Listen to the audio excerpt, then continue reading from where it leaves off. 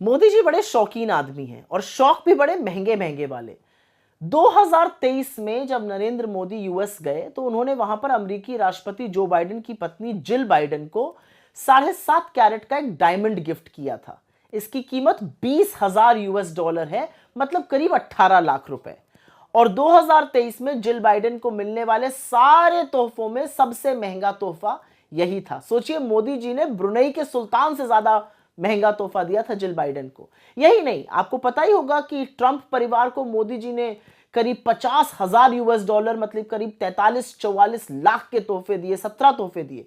उसमें से कुछ तोहफे, इवांका ट्रंप को एक सोने का कड़ा दिया था, डोनाल्ड ट्रंप को एक 1.5 लाख की कफलिंग्स दी थी, 7 लाख रुपए का एक फूलदान दिया था, ताजमहल का एक रेप्लिका बनवाकर 4 लाख रुपए का वो दिया था। अभी अलग बात है कि भक्त बेचारे ताजमहल ही उड़वा देना चाहते हैं।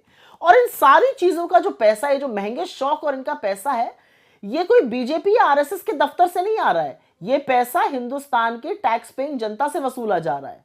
और वहीं इसके विपरीत डॉक्टर मनमोहन सिंह जी जब 2009 में अपनी पहली स्टेट विजिट यूएस गए, उन्होंने ओबामा दंपति को एक हिंदुस्तान में बना हुआ कालीन, पश्मीना का एक शॉल और तमाम किताबें, जिनके कुछ नाम मैं आपको बता देती हूँ: stories from the Panchatantra, Ancient Tales of Wit and Wisdom, The Puffin Treasury of Modern Indian Stories, The Gandhi Stories, History in the Making, और इसके अलावा History of Ancient and Early Medieval India, ऐसी किताबें गिफ्ट करनी थी। तो खैर, शौक अपना अपना और प्राथमिकताएं भी अपनी अपनी।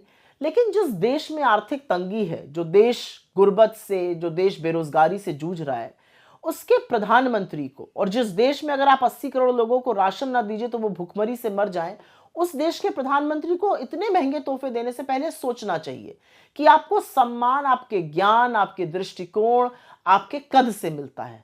आपको सम्मान महंगे तोहफे देकर या लोगों के लपक के गले पड़ जाने से नहीं मिलता है। अब कौन समझाए मोदी जी को ये बातें।